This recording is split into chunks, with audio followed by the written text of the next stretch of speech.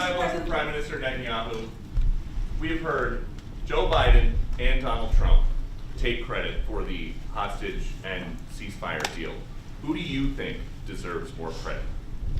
I think President Trump added great force and powerful leadership to this effort.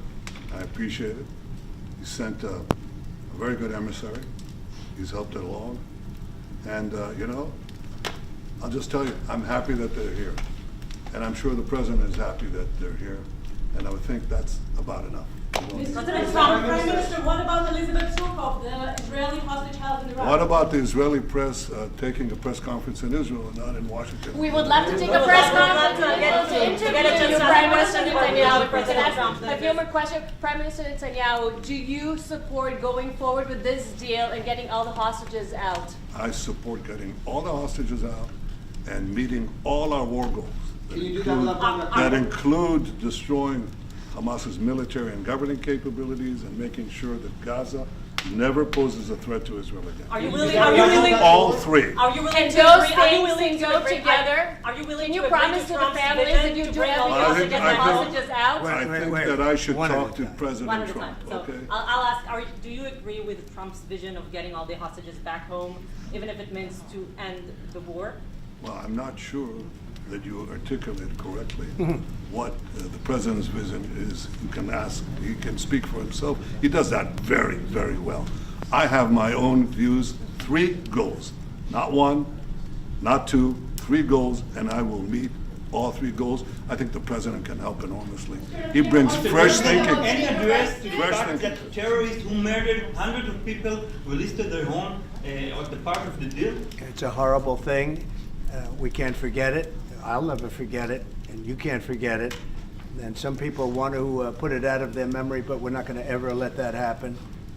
It was a horrible day, October 7th. That was a horrible period of time.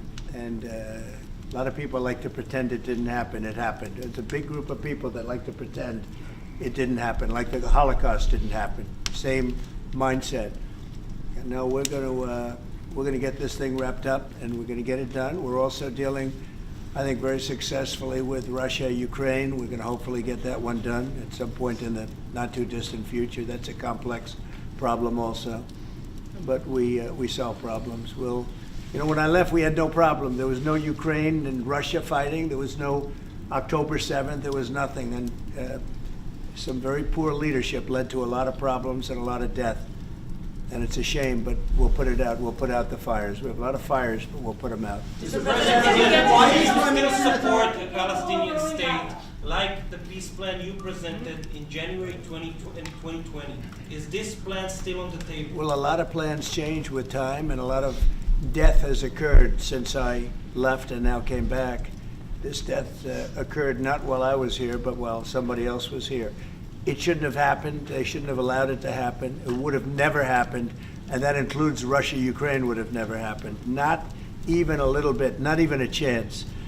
But now we are faced with a situation that's different, in some ways better and in some ways worse. But we're faced with a very complex and difficult situation, but we'll solve the problem. Mr. President, did you refugees get from Gaza, out of Gaza? If not Jordan, Egypt, what other countries you think might accept Palestinians from Gaza? Well, I think Jordan and Egypt will. I know they've spoken about it with you, and they say they're not going to accept. I say they will. But I think other countries will accept also. I think that Gaza maybe is a demolition site right now. If you look at Gaza, it's all, there's hardly a building standing, and the ones that are going to collapse. You can't live in Gaza right now, and I think we need another location. I think it should be a location that's going to make people happy. You look over the decades, it's all death in Gaza. This has been happening for years. It's all death. If we can get a beautiful area to resettle people permanently in nice homes and where they can be happy and not be shot, not be killed, not be knifed to death like what's happening in Gaza. And right now you have in Gaza a very dangerous situation in terms of explosives all over the place, in terms of tunnels that nobody knows who's in the tunnel. The whole thing is a mess. And I think that if we can resettle, and I believe we can do it in areas where the leaders currently say no. I've been saying that with Mexico, having to do with the border and all of the things, and you saw what happened, 10,000 soldiers, and they're going to do a good job. I really believe that, and I believe Canada's going to do a good job also. They said the same thing, and then they did something much different than what you were hearing. This is a very, very difficult situation, but we're going to get it solved.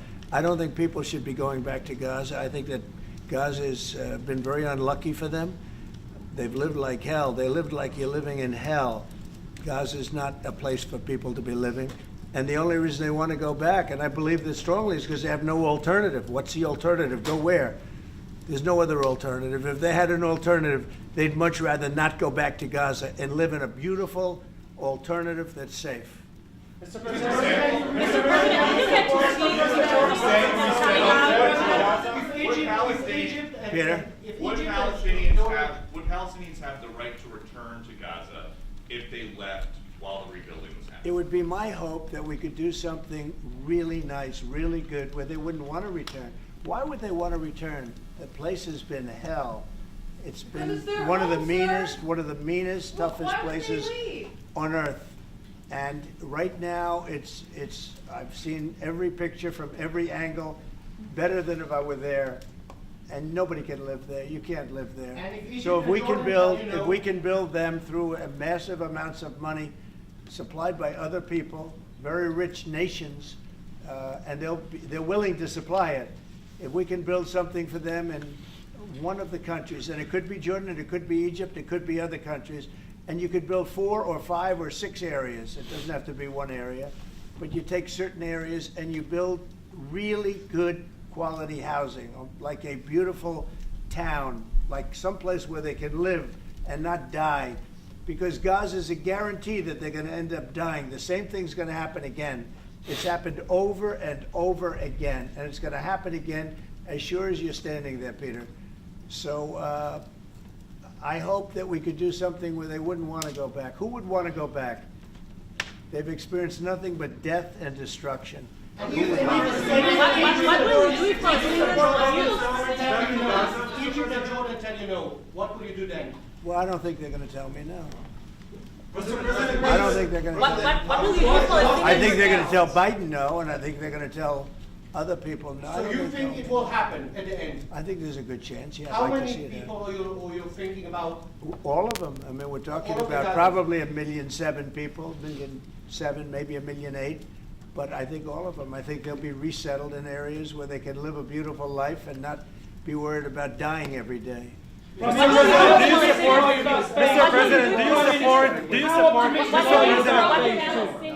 President, do you support building settlements, Jewish settlements back in Gaza in the next years? Say it. Building settlements, Jewish settlements back in Gaza in the next year. Do you support this idea? I don't see it happening. It's too dangerous for people. Nobody can go there. It's too dangerous. Nobody wants to be there. Warriors don't want to be there. Soldiers don't want to be there. How can you have people go back? You're saying go back into Gaza now? The same thing's going to happen. It'll only be death. The best way to do it is you go out and you get beautiful, open areas with the sunlight coming through, and No, you that's build not what I meant. something I meant nice. building Israeli They are not settlements going to back want in Gaza. They are not going to want to go back to Gaza. Prime Minister Netanyahu, what is your message to the families of the hostages that look at this deal, they're worried that this deal won't go through? What do you say to them at this moment? Same message I said from the beginning of the war. We'll get them out, get them back. We got over 70%, close to 75% of the people who everybody believed will not get out. We got them in successive deals, and most recently with the help of President Trump. We're not going to give up on any of them, and we're not going to give up on our other war aims. Hamas is not going to be in Gaza, and we're going to get everyone back. And you would not have. Prime Minister, how optimistic are you about reaching phase 2 of the ceasefire? How optimistic are you about that happening? Well, we're going to try. That's one of the reasons, one of the things we're going to talk about here. And if we, you know, when Israel and the United States work together, and President Trump and I work together, you know, the chances go up a lot. It's when we don't work together, Israel and the United States don't work together, that creates problems. When the other side sees daylight between us, and occasionally in the last few years, to put it mildly, they saw daylight, then it's more difficult. When we cooperate, isn't it the right chances are to do good. it once and for all? Say it. now that Iran is so weak, isn't it the right time to hit their nuclear facilities once and for all? So you say Iran is so weak. I appreciate you saying that. They're not weak. They're very strong right now, and we're not going to allow them to have a nuclear weapon. It's very simple. You know, I signed a very strong proclamation. Iran was in big trouble when I left. They were broke. They didn't have money for Hamas. They didn't have any money for Hezbollah. You had no problem. October 7th could have never happened. When I left, October 7th could have never happened. And frankly, Russia and Ukraine, as I said, could never have happened. They became very strong very fast. They sold massive amounts of oil to China and everybody else who would not buy the oil when I was president, because we said, don't buy the oil. And they became very rich very quickly. But they're not weak. They're not weak. They're strong. Doesn't mean they won't be weak. But you know what? We just don't want them to have a nuclear weapon. They can't have a nuclear The weapon. Prime Minister, sorry, sir, Mr. President, the Prime Minister wants you to strike Iran. That's what he wants. You don't know what he wants. What do you know about anything? Go ahead. But is that option on the table? Yes, please. President Trump, is that option on the table? You're not just talking about Jordan and Egypt. No, could be other places too. So in the Gulf. There are many people that have reached out, many countries, many leaders of countries that have reached out that would like to participate in that. Doesn't have to be Jordan and Egypt, but I think it would be also them. Mr. President, your relationship with Mr. Netanyahu knew ups and downs. How do you describe it right No, now? I think it's mostly ups. Mr. President. The Palestinian Authority shouldn't rule Gaza because Gaza will be empty. What? The Palestinian Authority, can it rule Gaza? What do you think? Well, it's had a pretty hard time, wouldn't you say? I'd say it's had a pretty bad time of it. Mr. President, Qatar has, you've criticized them in the past as a funder of terrorism, so as the Prime Minister. Do you think they're part of the solution or part of a problem moving forward? I think they're trying to help. Qatar Yep. is absolutely trying to help. I know them very well, and they're doing everything they can. Very tough situation, but they are absolutely trying to help. Will you Okay, visit Israel? thank you very much, everybody. Press, let's go. Come on, guys. Thank you. Absolute team. Thank you, guys. You'll see him soon. Thank you, guys. Come on. Let's go. Let's go. Let's go, guys. Press, let's go. Let's do. Come on, guys. Come on, guys. You'll see him soon. Thank you. Thank you. Thank you, guys. Let's go. Thank you, guys. Come on. Let's go. Thank you, guys. Thank you. Come on. Israeli Press. You'll see him soon. Israeli Thank you, Press, guys. yes.